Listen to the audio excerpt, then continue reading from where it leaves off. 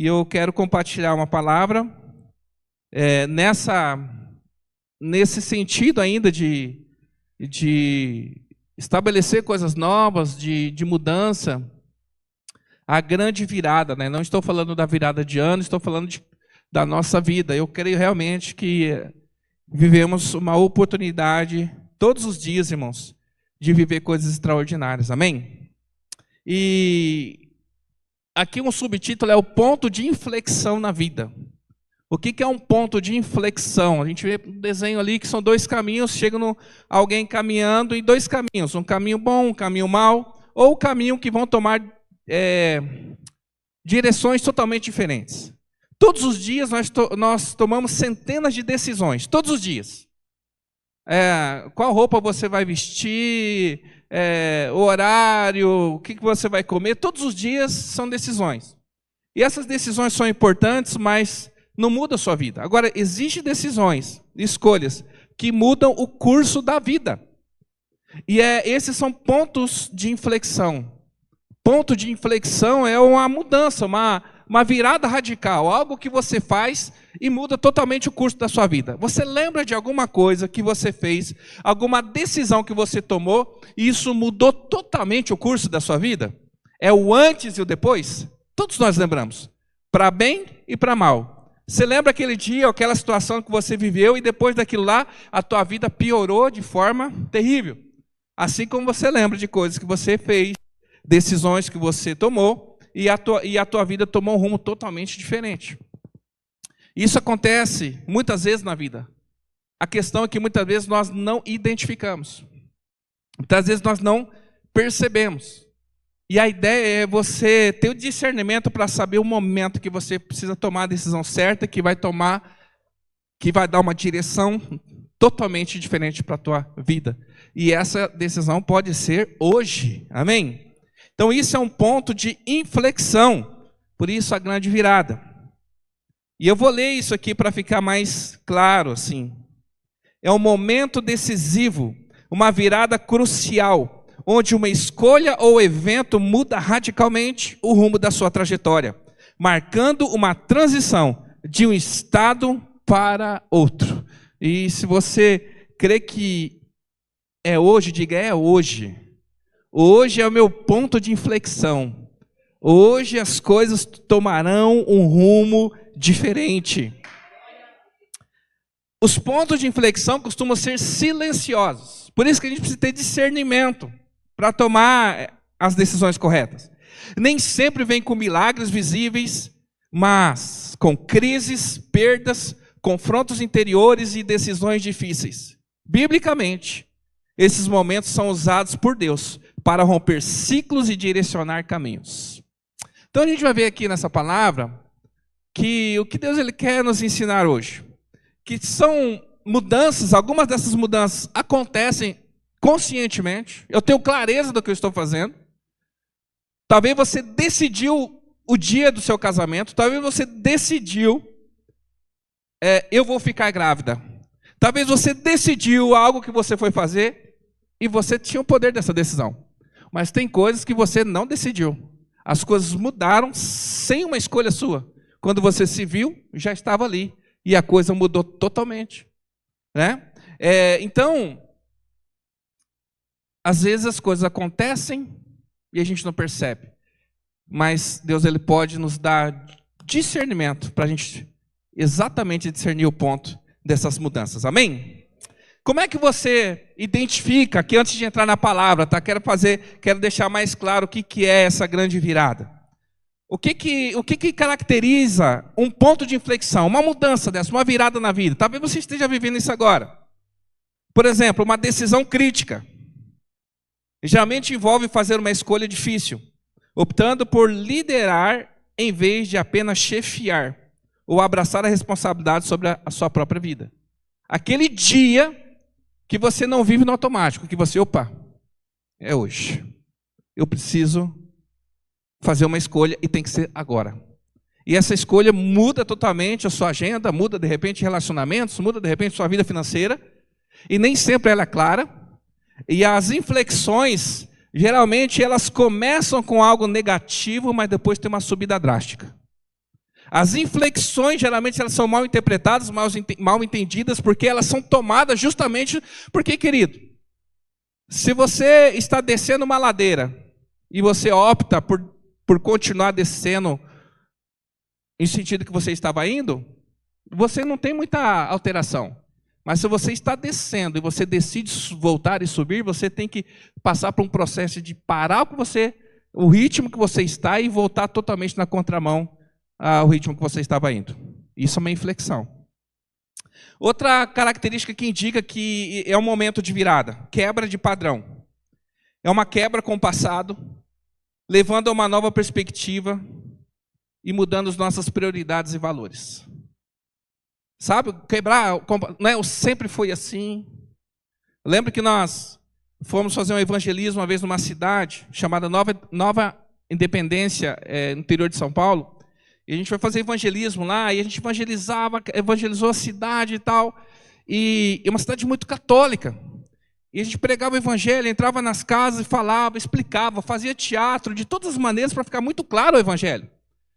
E muitas pessoas, na hora de entregar a vida para Jesus, falavam assim, a gente falava assim, você quer entregar a tua vida para Jesus? Você entendeu? Eu falava assim, eu entendi. Mas ele falou assim, mas por que você, então, você quer aceitar Jesus? A pessoa fala assim, não. E a gente ficava surpreso, por que não? Ah, não, porque toda a minha família é católica. Sempre foi assim. A gente cresceu assim. O que minha avó vai falar? E aí aquilo que poderia ser uma mudança, irmão, isso é a mudança mais importante de todas, porque diz respeito à nossa eternidade. A pessoa ela prefere ficar com a tradição do que romper, para que ela possa viver uma virada realmente na sua vida. Então, toda inflexão depende de uma decisão crítica, que pode gerar consequências desagradáveis, mas vai valer a pena. Muitos aqui sabem, quando entregaram a tua vida para Jesus, o que mudou? Você perdeu amigos, né?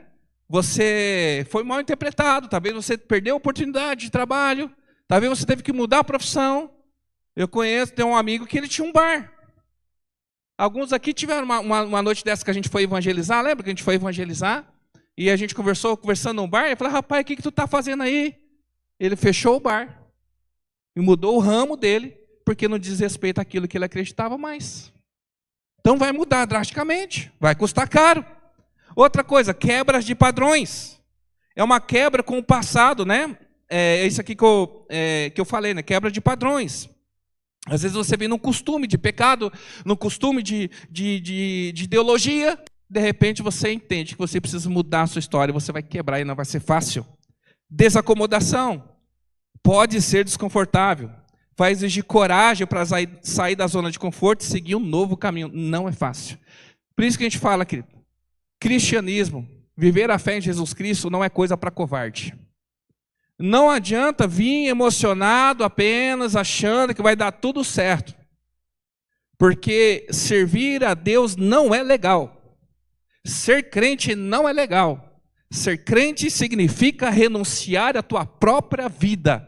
Significa morrer para os seus próprios desejos. Significa morrer para o mundo e nascer para Cristo, viver uma vida nova.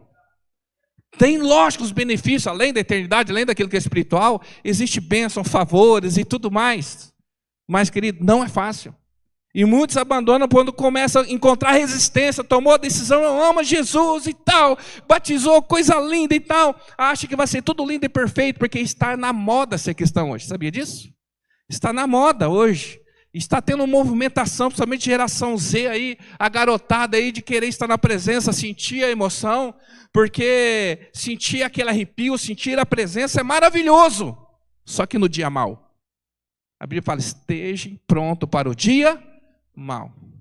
Então, tomar decisões que vai trazer um incômodo.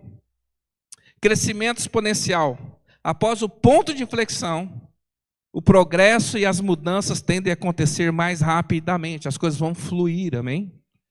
É mais difícil no início. Mas as coisas começam a entrar no eixo, elas fluem. E mesmo que tenha dificuldade, mas o benefício, o prazer do resultado de tomar decisões importantes, compensam. Isso tem a ver com a fé, tem a ver com o trabalho. Às vezes você optou por por uma profissão que vai te exigir muito esforço, mas te vai dar mais recursos. Às vezes você entrou num relacionamento e talvez não é aquilo que você sonhava, que você esperava, mas é algo que Deus quer para a tua vida. Requer um pouco de esforço no início, mas depois Deus vai fazer fluir as coisas. E a última aqui da introdução é sobre responsabilidade. Toda inflexão exige de nós responsabilidade. É uma decisão consciente, não emocionada. Por isso que hoje é o dia da virada. Não é uma decisão consciente. Servir a Deus é uma decisão consciente. Né? Então, Deus ele quer elucidar isso no nosso entendimento, porque eu creio que Ele tem coisas novas para nós. E, biblicamente, não é diferente. Na Bíblia nós temos vários exemplos, histórias, personagens, que viveram essas inflexões, essas viradas, tiveram que tomar decisões, tiveram que crer, né? E, geralmente, marcado na Bíblia por alguma quebra, arrependimento ou transformação. Isso segue a vida do crente. Quebra, às vezes Deus nos arrebenta, arrependimento, que é mudança de direção, e transformação. Deus vai mudar a sua vida, a sua história. Né? Como diz, né? Você será irreconhecível. Né? Quem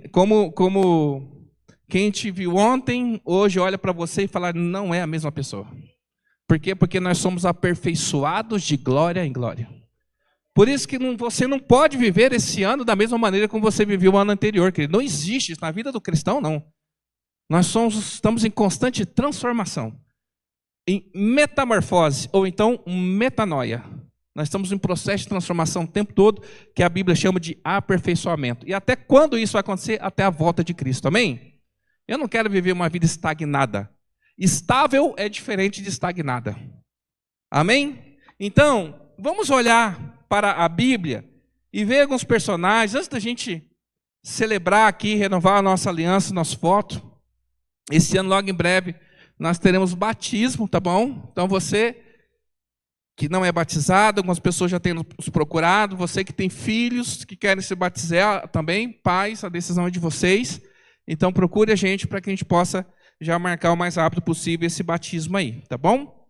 A grande virada. Então são 6 personagens aqui que eu quero ilustrar para nós, bem conhecidos, sobre em que momento que a vida deles foi transformada.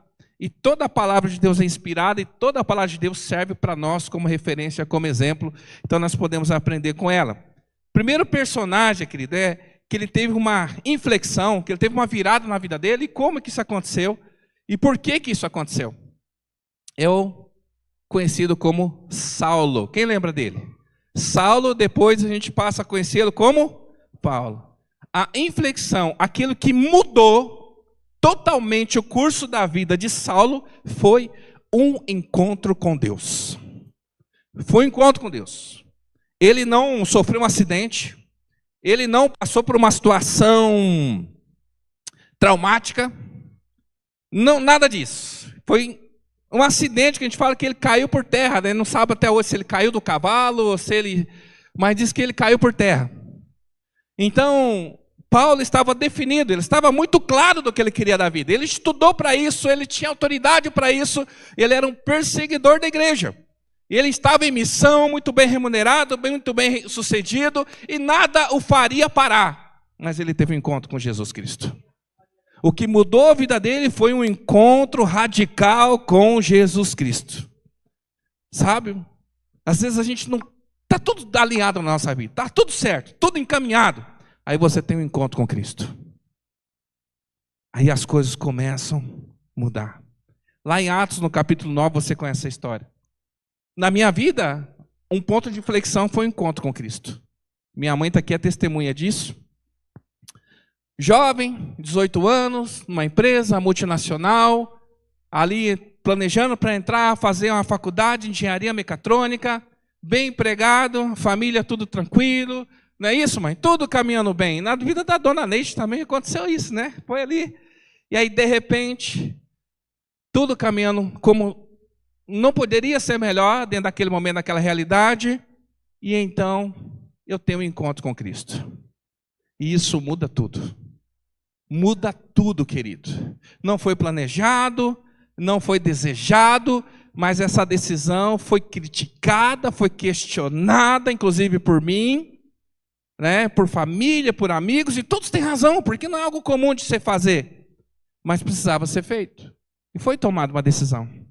E eu creio que é por isso que você está sentado aqui nesse lugar hoje. Uma decisão que mudou tudo baseado no encontro com Deus. Então eu quero dizer uma coisa para você: se a tua vida está monótona, se você de repente acha que as coisas ou estão muito,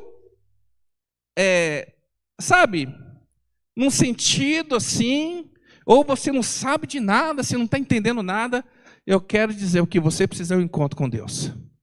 É um encontro que vai te deixar, vai te tirar do chão, que a tua racionalidade não vai fazer sentido nenhum, que você não vai conseguir explicar. E isso acontece geralmente, isso precisa acontecer geralmente com quem é muito racional, com quem é muito pé no chão, com muito seguro, só trombando com a locomotiva chamada Jesus Cristo para tirar a gente do eixo, querido. Só algo assim. Então, o que você precisa hoje talvez é um encontro sobrenatural com Jesus. Porque às vezes você vai falar assim, não, mas eu tive um encontro com Jesus, eu entreguei minha vida para Ele, sim, agora estou falando do encontro sobrenatural.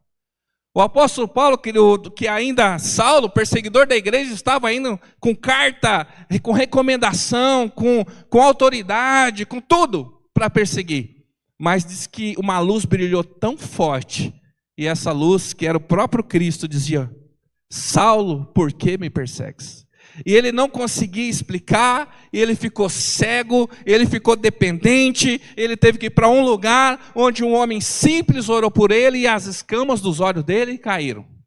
E ele ficou impressionado com tudo isso, ele não tinha explicação para isso, mas o coração dele se rendeu numa experiência com Jesus Cristo. E pessoas, querido, que é tudo no papel, que é tudo explicação, que é tudo matemática, só muda o curso da vida quando tem um encontro com Jesus, não entende nada. Esse negócio de falar em língua, esse negócio de cair, esse negócio sei da onde, esse negócio sei da onde. Ok, talvez você não vai entender. Deixa Jesus te pegar. Você não vai saber explicar, porque tudo aquilo que a gente não consegue explicar, a gente venera. Tudo aquilo que a gente não consegue explicar, a gente adora. A gente reconhece que é maior do que a gente. Então, querido, talvez o que você precisa hoje é de uma experiência sobrenatural com Deus. É você acordar de madrugada, Ele te arrebatar, é alguém que não te conhece chegar e trazer uma palavra para você, é você sentir um arrepio, é a sua língua enrolar, é você cair no chão, é você começar a rir, ou você começar a chorar, você sentir uma dor, ou você sente um refrigério, a ponto das pessoas olhar e falar assim, está bêbado, né Flavinha? Casamento, coisa linda, né? Compartilhou lá no casamento, lá, uma alegria tremenda, e o Espírito Santo presente naquela cerimônia lá, ninguém entende, querido. Mas ela estava testemunho que muitas pessoas, né? Que clima, as pessoas vão falar que atmosfera, ou elas vão falar que vibe, e aí a gente vai falar que presença gloriosa, né? Às vezes a gente não consegue explicar. Então, querido, um ponto de inflexão na nossa vida é um encontro sobrenatural com Jesus Cristo. Um outro personagem muito conhecido também, Pedro. Quem lembra de Pedro? Pedrão. Pedro, ele era o mais afoito, era o mais impulsivo. Qual que era o temperamento de Pedro? Sanguíneo? Um sanguíneo hemorrágico, uma coisa assim, né? E Pedro, então, ele não tinha dificuldade nenhuma e tal, e quando eu falava que Jesus ia morrer, ele falou assim, não vai, quero ver botar a mão no Senhor, ninguém põe a mão e tal, é aquele lá, né, que você fala, rapaz, esse aí nunca vai me abandonar, mas na hora que Jesus é preso, e Pedro está fugindo com medo de ser preso também, porque ele poderia falar, não, se ele vai, eu também vou, me leva junto, mas o que ele fez? Correu.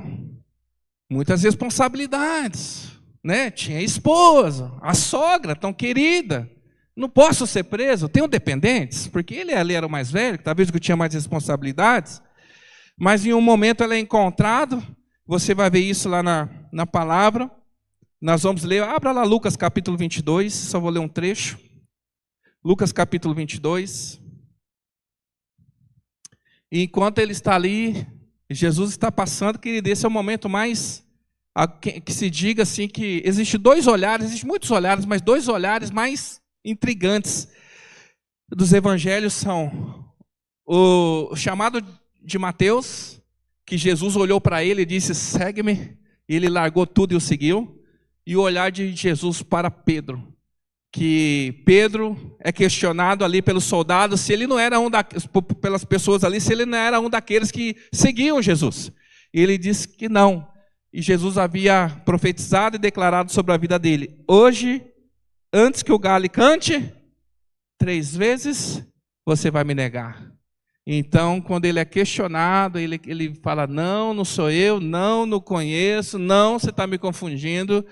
E veio o terceiro toque, e ali então se confirma essa palavra. E lá no capítulo 22 do Evangelho de Lucas, versículos 61 e 62,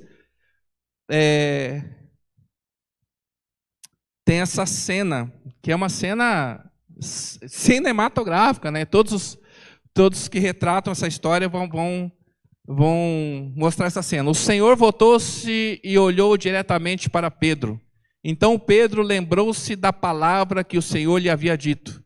Antes que o galo cante hoje, você me negará 3 vezes. Saindo dali, chorou amargamente. Querido, um ponto de inflexão na vida de Pedro foi uma falha, uma decisão errada, mas logo na sequência, um arrependimento que... Você já errou com alguém de forma que você se arrependeu de maneira tão severa que aquilo te gerou uma dor profunda dentro de você? Eu não estou falando de remorso, estou falando de arrependimento. Aquilo te deixou tão mal a ponto de você mudar a tua vida depois disso daí. Então é o que aconteceu com Pedro. Depois que isso aconteceu com Pedro, esse evento mudou a vida dele. Que lá na frente, fez com que ele se tornasse aquele que fosse o líder da igreja. Às vezes, no ponto de virada na nossa vida, é um momento de arrependimento. É um momento que a gente coloca a mente no lugar e entenda o seguinte, eu errei, isso não vai acontecer de novo. Sabe, é um momento que o medo... Por medo, não é porque ele não amava Jesus, mas o medo dele era maior que o amor. O medo fez com que ele abandonasse Jesus. E sabe que talvez hoje seja o momento da virada, onde você precisa deixar o medo e retomar aquilo que Deus colocou na tua mão. Talvez hoje é o dia de você abrir mão do medo da perseguição, como tinha Pedro, do medo da vida dele, tomar um rumo que ele não tivesse mais o controle, e assumir a missão que Deus colocou na mão dele. E Jesus vai usar Pedro ali naquela conversa, né, tu és pedra, não é isso? Tu és lasca, tu és um pedacinho de pedra, mas sobre esta rocha eu edificarei a minha igreja. E dá a chave, né, do reino de Deus para a igreja. E nós vamos entender ali que ele vai usar Pedro nessa ilustração. E nós sabemos que não é sobre Pedro que ele edificou a igreja, é sobre ele mesmo. Porque Jesus é a rocha, amém? Pedro era só um pedacinho da rocha, então você é pedra, mas sobre esta rocha eu edificarei a minha igreja. Então eu quero dizer uma coisa para você, Deus ele quer edificar o reino dele através da tua vida. Deus ele quer que você vença o medo, que você largue mão, que você deixe de fugir dele, deixe de fugir da consequência de servir a ele, mesmo que isso te custe caro, mesmo que te custe a vida, mas assuma aquilo que Deus colocou na tua mão. Terceiro personagem, Moisés, muito conhecido, né? Moisés, querido, começou uma vida maravilhosamente bem. Apesar da história ali dos primeiros anos da sua vida, toda a perseguição, risco de morte, mas ele vai parar no palácio. Viveu os 40 anos como príncipe, literalmente, mas ele comete um crime. Ele mata um soldado, ele mata alguém ali do exército egípcio e ele foge, ele é um fugitivo, ele deve. E ele, no lugar de fuga, ele encontra refúgio, constitui família, se torna pastor. Por mais 40 anos ele está ali de boas no deserto, até que o Senhor tem um encontro com ele, na sarça, e fala assim: ei, chegou a hora de você assumir a sua missão. Muito bom, mas ele já tinha 80 anos. 80 anos. Aí você fala assim: tem coisas que já não dá tempo mais para mim. Tem coisas que já não tem mais a ver comigo. Talvez tenha a ver com o seu chamado, talvez tenha a ver com estudar, talvez tenha a ver com relacionamento, talvez tenha a ver com ter filhos, talvez, não sei. Mas talvez você olha assim: eu já errei muito, já passou dessa fase, eu já estou estabilizado, agora mudei a vida, não era bem isso que eu tinha planejado, eu sei que não era isso que Deus queria, mas chegamos até aqui. Mas sabe, querido, creia, nunca é tarde para retomar. Nunca é tarde para viver o melhor de Deus para a sua vida. Então, Moisés, a gente lê a história, parecia que ele tinha 15 anos. Não, irmão, ele tinha 80. E por mais 40, ele viveu até os 120.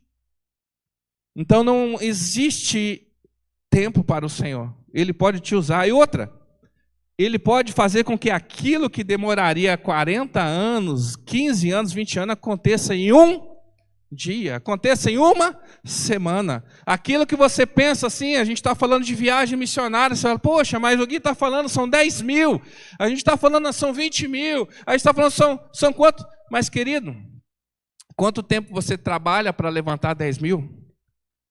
Aí você tem que manter sua casa, tem que fazer isso, então é difícil. Mas Deus é aquele que pode fazer as coisas, ó. Porque um dia para Deus são como? Ou 1000 anos para Deus são como? Um dia. Nunca é tarde. Mas eu digo, o ponto de inflexão é hoje. A partir do momento que a gente retoma, que a gente decide, que a gente fala: eis-me aqui, Deus começa a mover as coisas. Deus começa a mover. Isso aqui não é Bíblia, mas existe uma tradição judaica sobre a travessia do mar, tradição judaica, que toda a história da abertura do Mar Vermelho, mas teve um personagem lá, acho que é Eliasab, eu não sei o nome, não é bíblica essa história, que os judeus contam que depois de dar ordem ali, que Deus falou para Moisés, Arão ali, que é para abrir o mar, diz que esse homem entra na água, como quem estivesse atravessando. E ele vai atravessando, e a água vai dando na canela, a água vai dando, né, na barriga, e quando a água chega no pescoço, que começa a chegar ali nas narinas, que está na pontinha dos pés, diz que o vento vem e ele abre o mar. Tradição judaica. E os rabinos ensinam dizendo que, como na travessia do Rio Jordão, que eles carregando a arca, diz que quando eles colocaram o quê? O pé na água, a água se abriu. Não importa quanto nem quando, querido, se Deus está chamando, se você entende que esse é o ponto de virada, o Senhor, Ele vai fazer acontecer. Ele vai fazer. Então creia, não é tarde para começar. Quarto personagem, Davi. Em que momento, existem vários momentos de virada, mas eu quero pegar desses personagens um ponto na virada da vida de Davi. Foi quando ele peca com Batseba, ele comete o crime, que ele é responsável pela morte ali do marido dela, ela fica grávida, mas ele não se dá conta da gravidade do que ele estava fazendo.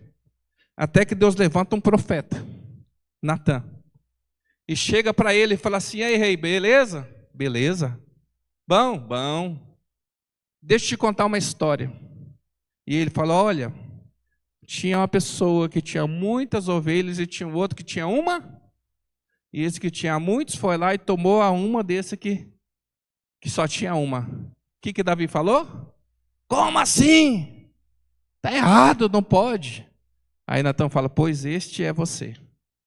E aquele é o ponto de inflexão, de virada na vida de Davi. E a gente vai perceber que não é só na vida de Davi, de toda a nação. Ele estava tão iludido, tão enfeitiçado, tão envolvido com ele mesmo, que ele vivia as coisas, ele não percebia o grau de maldade que ele estava vivendo, que ele estava fazendo.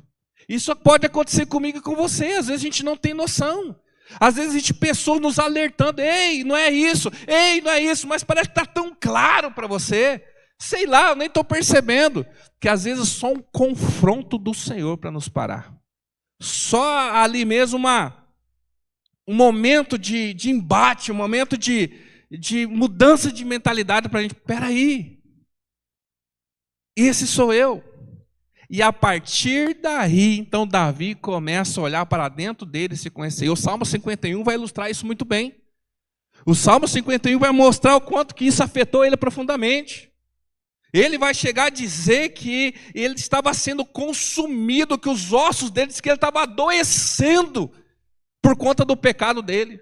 Mas Deus perdoou a sua transgressão. Mas por quê? Porque ele se arrependeu. E às vezes, querido, tudo que você precisa para a mudança na sua vida é um confronto.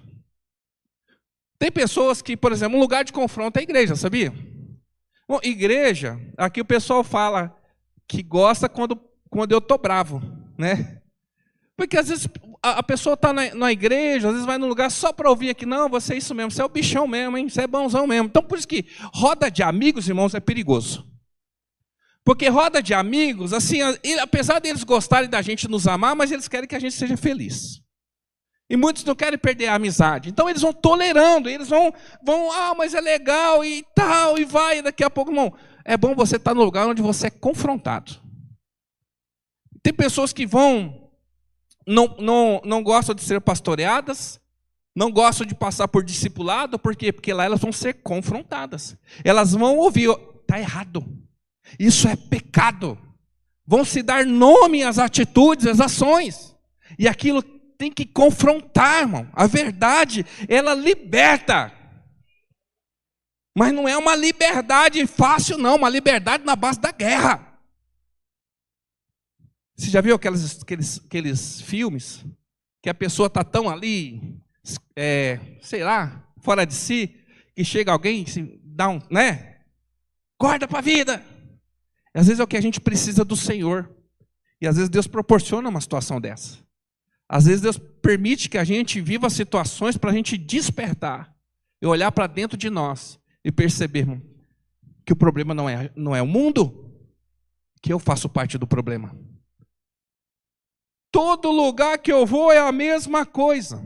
Todo lugar que eu vou é a mesma perseguição. Todo lugar que eu vou as pessoas ficam falando isso. Todo lugar que eu vou... Ué, você já parou para pensar que de repente elas têm razão? De repente elas têm razão, que realmente algo que precisa ser mudado na minha vida? Então Davi, ele aceitou o confronto. E eu quero dizer para você, talvez o que você precisa hoje é não deixar a culpa te consumir, mas precisa se arrepender, assumir a responsabilidade que Deus tem e ir para a guerra. Porque a questão de Davi é que ele estava lá só de boa, e a guerra, irmão, estava acontecendo. Estava tendo uma guerra, nação, tanto que Urias, o marido de Urias, né? Batseba, ele é chamado, tirado da guerra para dormir com a esposa, porque ela estava grávida e não queria que falasse que o filho era dele, e ele não conseguiu. Ele falou assim, eu não posso, enquanto o meu povo está em guerra, eu estar no bem bom lá com a minha esposa. Não, ele dormiu para lá de fora da casa dele. Querido, tem gente, irmão, que a casa está em guerra, batalha, o Satanás está querendo ceifar a tua família, os teus filhos, e o Zé Ruela está lá. O guarda está dormindo. Às vezes o marido está lá lutando pela prosperidade, para sustentar a casa, para fazer, eu sei que tem, amanhã está só pipi, pipi, shopping.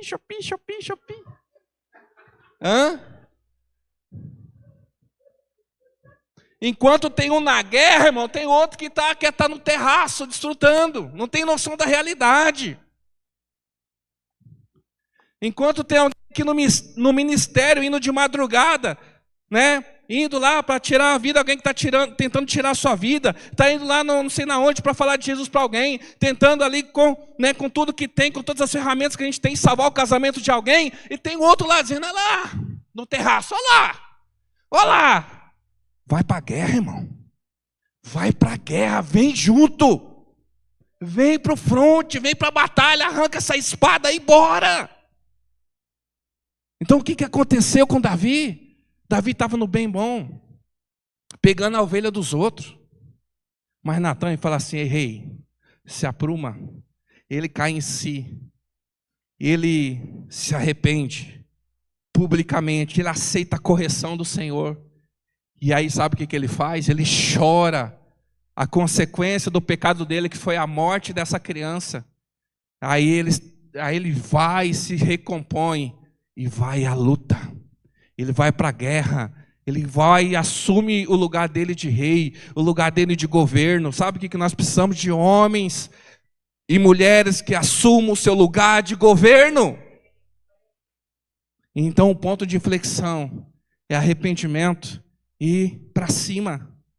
Tem gente que, sabe, já viveu tanta coisa no Senhor, tem conhecimento, tem unção, tem palavra, mas tanta mágoa, tanta culpa, tanto não sei o que tem, e são reais, são de verdade, são dores reais, são coisas, injustiças, tudo mais. Isso está consumindo, mas Davi fala assim, o quê? Isso me consumia, mas o Senhor perdoou os meus pecados, o Senhor perdoou as minhas transgressões, o Senhor me restaurou. E mais do que tudo, irmão, foi restaurada a comunhão com Deus. Davi restaurou a sua comunhão com o Senhor.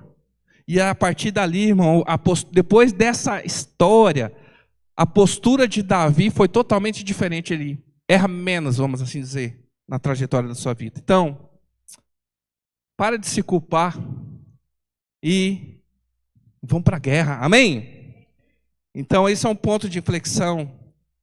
Quinto, de 6. Aquele que nós chamamos de o filho pródigo. Como Davi, tem pessoas que o seu ponto de virada é o confronto. Quando elas são confrontadas, quando é mostrado para elas a situação, o problema. Para outros, ninguém mostra. Simplesmente deixa aí. A própria pessoa cai em si. O filho pródigo, ele chega no fundo do poço. E tem gente que o ponto de virada delas é o fundo do poço. Quando não tiver mais para onde descer, ela entende, daqui eu só posso subir. Que não seja a sua situação. E que em nome de Jesus ninguém aqui precise chegar no fundo do poço para entender que a sua virada, o seu ponto de fricção chegou. Lucas 15, 16. Evangelho de Lucas, capítulo 15. Nós vamos ler do versículo 16 ao 18. Esse é o ponto de inflexão do filho pródigo. Nós não sabemos o nome dele, mas ele era aquele que abandonou o pai, aquele que pediu herança antes da hora. No meio da história, todos sabem, ele pediu herança com o pai vivo, o pai liberou para ele, ele foi, viveu todos os prazeres do mundo, gastou o dinheiro como ele queria, mas em algum momento ele gastou tudo, e ele estava longe de casa, e aí diz a palavra, Jesus dizendo, ele desejava alimentar-se com as vagens de alfarrobeira que os porcos comiam, mas ninguém lhe dava nada. Presta atenção, caindo em? Hoje é dia de cair em si. Quantos empregados do meu pai têm comida com fartura, e eu aqui morrendo de fome? Versículo 18. Vou me levantar, voltar para o meu pai e dizer a ele, pai, pequei contra os céus e contra ti. O ponto de inflexão na vida desse jovem, desse homem, foi o fundo do poço. Comer com os porcos, perder a herança. E ele caiu em si. Hoje é noite da gente cair em si. Cair em si. Sabe, não viva mais de migalhas. Não viva mais de lavagem. Porque na casa do Pai tem uma mesa farta. O desejo dele, irmão, no fundo do poço, olha só. O fundo do poço fez com que ele desejasse comer com os empregados do pai. Ele achava que ele nem seria aceito mais como filho, mas para ele, viver no alojamento dos empregados era o suficiente. Tem gente, querido, que é o seguinte: sai da presença de Deus e vai viver o mundão a rodo. Aquele que chega um ponto de dizer assim, ó, eu quero que o mundo acabe em barranco porque eu quero morrer encostado. Mas quando ele chega, que ele cai em si, ele está tão fundo, ele se sente tão nojento, se sente tão sujo, que ele não pensa a possibilidade de ir para a casa do pai. Ele prefere ficar com os empregados. Ele fica ali, sabe, rodeando, ao redor, comendo do que sobra da mesa, comendo a comida dos servos. Mas eu quero dizer para você, nosso Deus é Pai. E Ele fala, o teu lugar é na mesa. Então, filho, filha, se em algum momento você viveu essa experiência do fundo do poço, volte para casa e para a mesa do Pai. Volte para o lugar que o Senhor tem reservado para você. Não é apenas emoção, mas é uma decisão abandonar hábitos, corrigir rotas, perdoar, recomeçar e obedecer. Lamentações 3, versículo 40 diz assim: examinemos os nossos caminhos e voltemos para o Senhor. Voltemos para o Senhor. O quão longe do Senhor, da vontade de Deus, chegamos aqui. Estamos no começo do ano. É hora de alinhar a rota, de ajustar o curso, porque senão a gente pode ir para mais longe. Então o ponto de inflexão deste jovem foi o quê? Deste filho? Fundo do poço. Alguém já chegou no fundo do poço para ter que tomar uma decisão que precisava? Tem pessoas, irmãos, que não confessam pecado. Elas esperam ser descobertas. Eu quero dizer para você, melhor confessar do que ser descoberto. Porque o confessar gera misericórdia. O ser descoberto gera escândalo.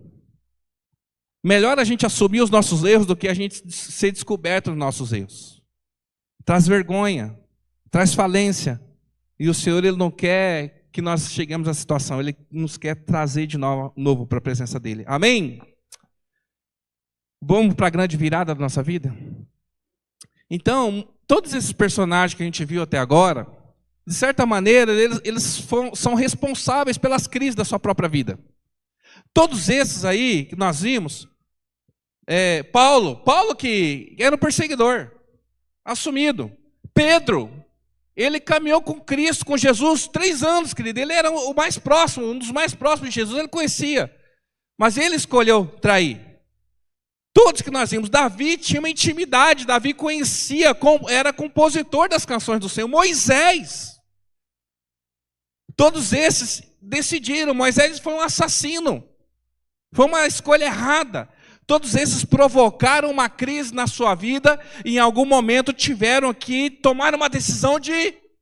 Mas esse último personagem, ele é o inocente de toda a história. Ele não tem culpa de nada.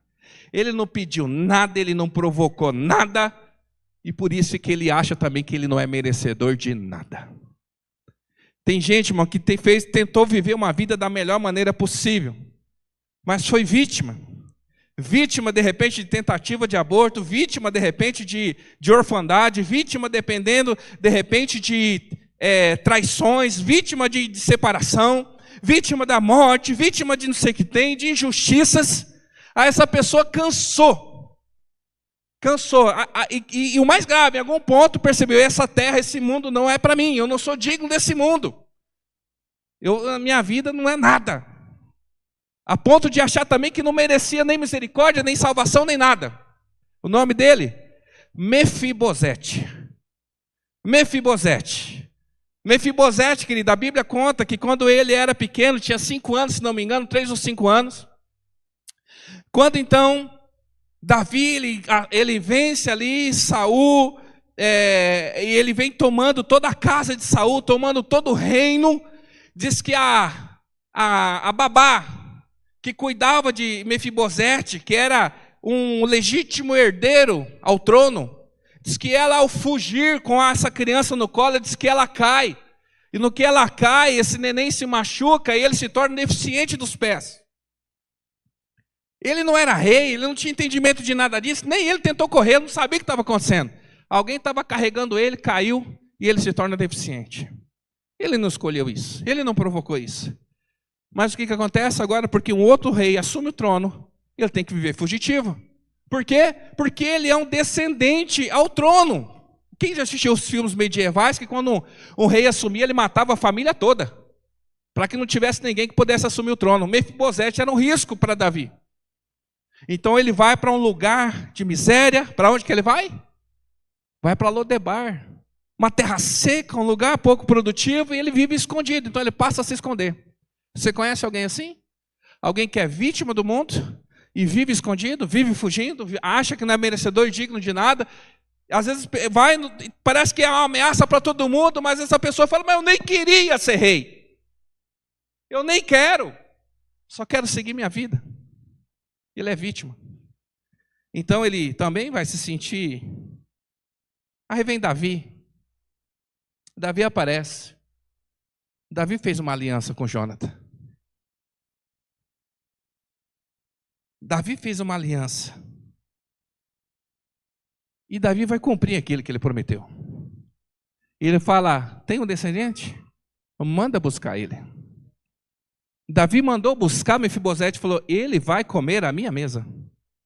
Mas Mefibosete, irmão, que não tinha feito nada, não queria nada, ele não foi culpado de nada, ele também se sentia o quê? Que não era merecedor? Quando o rei chamou ele para a mesa, o que ele falou? O que ele achou? Ele vai me matar. E ele se apresenta, ele vai fugir como? Aí ele chegou diante do rei e falou, Senhor, o que você vai fazer com esse cachorro morto? E o que Davi fala? Você vai comer na minha mesa. Às vezes não pode ter alguém aqui hoje que não se sinta digno da mesa do Senhor. Alguém que se sinta injustiçado, incapaz, sujo de assumir qualquer coisa na presença do Senhor. 1 Samuel capítulo 20, versículo 16. 1 Samuel 20, 16 e 17. Assim Jonatas fez uma aliança com a família de Davi, dizendo que o Senhor chama os inimigos de Davi para prestarem contas. E Jonatas fez Davi reafirmar seu juramento, por causa da sua amizade por ele, pois ele havia se tornado seu amigo leal. Aqui foi quando, 1 Samuel, Jonathan fez uma aliança com Davi. E lá em 2 Samuel, capítulo 9, versículos 6 e 7, é quando Davi vai honrar essa aliança. 2 Samuel, capítulo 9, versículo 6. Quando Mefibosete, filho de Jonatas e neto de Saul, compareceu diante de Davi, prostrou-se rosto em terra. Mefibosete? Perguntou Davi. Ele respondeu, sim, sou teu servo. Não tenha medo, disse-lhe Davi, pois é certo que eu tratarei com bondade por causa da minha amizade com Jonatas, seu pai. Vou devolver-lhe todas as terras que pertenciam ao seu avô Saul, e você comerá sempre a minha mesa. Aleluia. Tá, mas o que isso tem a ver comigo? Querido, da mesma maneira que a promessa não foi feita para Mefibosete, mas incluía Mefibosete, da mesma maneira, Deus fez uma promessa, não para mim, mas me incluía. Assim que o homem pecou, ele falou, levantarei o filho de uma mulher, e ele pisará na cabeça da serpente, e ela ferirá o seu calcanhar. Deus prometeu isso lá no início. Isso aconteceu lá no meio, mas o seu efeito me afeta hoje. O Senhor não prometeu através de Isaías para o povo daquele tempo, mas essa promessa me incluía você também. Sabe, querido, não foi culpa sua. Você não é merecedor, talvez, das acusações e da situação que você vive, das mazelas. Mas também você não tem mérito da glória que o Senhor te chama para fazer parte hoje. Assim como eu não fui participante dessas situações ruins, eu também não fui participante da conquista. Não foi eu que fui para a cruz. Mas um dia Jesus, ele fez uma aliança. E essa aliança me alcançou. Essa aliança te alcançou. Essa aliança alcançou as crianças lá em Cochabamba. Essa aliança alcançou as pessoas da África, do Peru, de todas as nações. A promessa não era para eles, mas nos alcançou. Eu quero dizer para você que eu e você fomos alcançados por uma promessa que não foi feita para nós. Jesus, ele se fez sacrifício na cruz para que eu e você pudéssemos se assentar à mesa do rei. Mefibosete só pôde sentar-se à mesa do rei porque uma promessa se cumpriu. E hoje eu e você só temos acesso ao cálice e ao pão porque o Senhor cumpriu a sua promessa naquela cruz. Nós não somos merecedores de nenhum desses benefícios. Tem muitas coisas que eu e você somos merecedores. Tem muita coisa que é seu mérito, porque você trabalhou, porque foi as decisões que você fez, foi o suor do teu rosto, foi a renúncia que você fez. Mas eu posso te garantir que a maioria das bênçãos que te alcançou, você não tem nada a ver com elas. É tudo favor de Deus. Assim como também será neste ano. Tem muita coisa que nós vamos viver que não tem a ver com o nosso mérito, mas tem a ver com as promessas de Deus se cumprindo na nossa vida. Por isso que hoje é um momento da gente refletir sobre isso. Da gente, como nós fazemos em toda a ceia, a palavra que Paulo ministra, que examine o homem a si mesmo. Essa é noite de avaliarmos, de olharmos para dentro de nós e sermos um ponto de inflexão. Por isso que eu te dei uma lista de 9 coisas. Que não sou eu que vou te dizer o que precisa ser feito, mas você tem que olhar para dentro de você e decidir, isso aqui eu não quero mais para a minha vida e eu vou mudar a partir de hoje. Isso daqui demorei para conquistar e eu vou manter até quando o Senhor vier. E essas coisas que eu não tenho ainda eu vou buscar com toda a minha força. Não depende do Senhor, porque como a gente tem dito aqui com muita frequência, o Senhor já liberou sobre nós todas as bênçãos. Todas as bênçãos já foram liberadas, já estão acessíveis, o que basta agora a gente tomar posse delas. E não é tomar posse e ficar, eu tomo posse, eu tomo posse. Não, vai para a guerra. É acordar cedo, é trabalhar mais do que todo mundo, é fazer a coisa certa, não pisar em ninguém, é dar o seu melhor, não dar sem esperar em troca, e você verá o favor de Deus. É você semear. No mínimo você colhe o que você plantou. Na melhor das hipóteses, o Senhor acrescenta na sua vida e te faz te surpreender. A gente precisa entender o valor de uma semente. Por isso que hoje, no primeiro domingo, da primeira semana, do primeiro mês deste ano, nossa primícia, nós que estamos aqui, é um tempo de inflexão na nossa vida. Nós cantamos no culto da virada. Vamos viver uma virada, né? Mas que não seja só palavras, irmão. Como nós lemos, meu povo me adora com os lábios. Nós não estamos aqui só com os lábios, nós estamos aqui com todo o entendimento, com todo o coração. Amém? Quero te convidar para se colocar de pé. Para nós orarmos antes de nós virmos à mesa.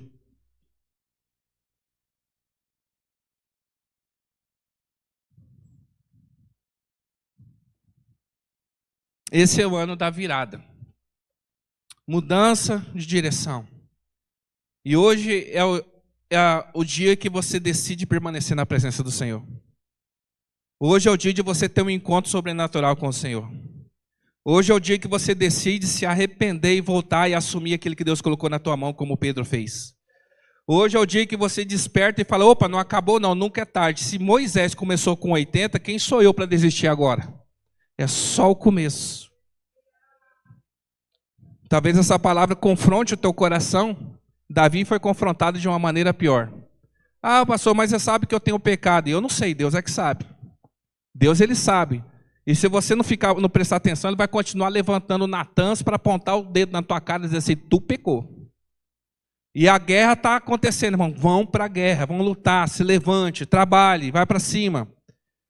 Filho pródigo é o que eu não quero para ninguém, mas talvez você chegou nessa situação. Eu conheço muitas pessoas, irmão, que estão no fundo do poço, pedem ajuda toda semana para mim. A gente vai, conversa, ora com elas, mas elas não conseguem sair. Parece que ela consegue achar um degrau mais embaixo ainda do fundo do poço. Parece que cada vez ela está cavando mais, cada vez ela está cavando mais.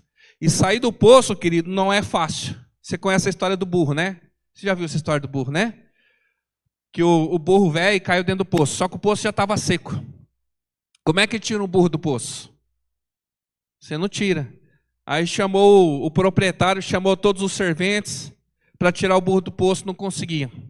Aí o senhor falou assim: então joga a terra em cima do burro. Você conhece essa história, né? Ele disse que todo servente começou a pegar a pá e jogar a terra em cima do burro. Aí o burro ficou bravo, falou assim: poxa vida, servi esse cara por tantos anos, nem morri, ele já quer me enterrar? Só porque eu caí no fundo do poço. Enquanto o burro reclamava, irmão, a terra caía na cabeça dele. Conforme a terra caía na cabeça dele, ele reclamava e ele sapateava. A terra caía, descia, ele pisava. A terra caía, descia, ele pisava. Conforme ele pisava, ele ia subir no poço. O dono não estava querendo matar, estava salvando ele. Às vezes a gente não entende o que está acontecendo. Às vezes você acha que tudo está desabando na nossa cabeça. Mas não fique parado, o Senhor está criando uma maneira de você sair do fundo do poço. Porque a gente quer sair do fundo do poço assim, né? Para entrar não foi assim, para entrar você foi. Ninguém ia assim, vou pular aqui. Você viu aqueles memes de ovelha? Que o pastor tira a ovelha, já viu, Vitor? Que tira a ovelha do buraco, aí a ovelha sai pulando, cai no buraco. Não é assim, irmão. Ninguém é jumento desse jeito, não. Mas sabe o que acontece? Aos poucos. Começa a ir, começa a faltar de um culto, começa a ver os problemas da igreja, começa a murmurar, começa a olhar que a grama do mundo é mais verde do que não sei o que tem, começa a se envolver, não deu certo ser dizimista, não deu certo ser fiel a Deus, então eu vou meter o louco. Aí começa a prosperar, e começa a viver, começa a fazer, daqui a pouco, quando vê o quê? Fundo do poço. Aí você fala assim, agora? Às vezes o retorno, querido, não é assim, levanta a mão, tá, subiu. É um processo. Mas Deus, Ele restaura. Deus, Ele é paciente. Deus, Ele é longânimo. Deus, Ele ama. E Ele corrige a quem Ele ama.